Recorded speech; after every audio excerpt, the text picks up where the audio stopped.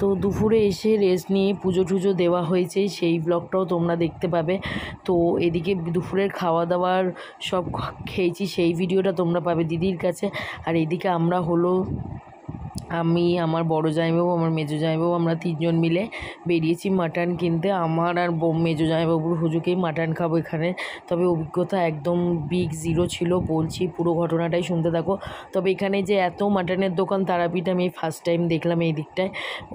মানে ছোট ছোট মাটন, খাসি তো পাঠা না, মানে খাসির মাংস, আমি ঠিক বুঝি না কী পাঠা কী খাসি, যাই হোক খাসির মাংসই আমরা নিয়েছি। তোমরা সামনের লেগ নিয়েছিলাম, এই যে দেখো আমাদের টুকরো টুকরো করে দিচ্ছে। আর এখানে লোককে দিয়ে রান্না করতে দিয়েছিলাম, মানে এনাদের না, অন্যদিকে সব যারা খালি শুধু রান্না করে ওটাই ওনাদের বিজনেস। তবে জানেন তো মাটনটা খুবই ভালো ছিল।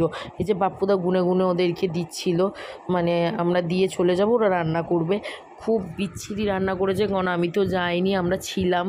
এত জঘন্যতর রান্না করেছে, মানে একদম মশলাপাতি ছাড়া, সিদ্ধ হয়নি, খুব বিচ্ছিরি লেগেছে। মাটন তো ওরম খাওয়া যায় না, আমরা একেই একটু কষা কষা ঝাল ঝাল এইসব খাই, তেল মশলা বেশি। তো যাই হোক, খালি এক গাদা চর্বি দিয়ে দিয়েছিল, আর চর্বি খেতে আমি পছন্দ করি। তবে এই দাদা খুব বিচ্ছিরি বিচ্ছিরি রান্না করেছে, সত্যি কথা বলছে। এই যে দেখো আমাদের মাটন করছে, একটুখানি নাড়িয়ে কোনো তেল ছাড়েনি, কষায়নি, উনি নিয়ে প্রেশার কুকারে দিয়ে দিয়েছে। যাই হোক, যে যেরম খায়, তবে ওনার রান্নার ধরন আমার সত্যি পছন্দ না। এদিকে দেখো মেজদিও চলে এসছে আমাদের হোটেল থেকে, বেশি দূর না। এই যে দেখো তার বরের যত্ন করছে। তবে নাইট ড্রেসের ওপরে ওড়নাটা কেন নিয়েছে আমি সেটাই বুঝলাম না। তবে মাটনটা ফার্স্টে আমি যখন দেখলাম, এই দেখো তোমরাও দেখো, দেখে কিন্তু মনে হবে খুবই সুন্দর হয়েছে। এই যে দেখো, দেখছো কি সুন্দর দেখে লাগছে। তবে অতিরিক্ত তেল, মানে চর্বি, মানে একদম বলবো কি সব মিলিয়ে মিশে জঘন্য লেগেছে খেতে। তো এদিকে ভাতও আমরা কিনে নিয়ে এসেছিলাম। আর এইদিকে রয়েছিল ডাবুর জন্য ডিম ভাজা, এটা আমরা হোটেল থেকেই বুক করলাম। আমরা যেই হোটেলে ছিলাম, পাশের ঘরে পাপ্পুদা আর জামাইবাবু খাচ্ছিলো, আমরা এই ঘরে সবাই মিলে খাচ্ছিলাম। ফ্রেঞ্চ ফ্রাই, ক্রিসপি চিকেন আর ললিপপ এইসব অর্ডার করেছিলাম। তো সবাই মিলে বসে বসে সেইগুলোই খাচ্ছিলাম।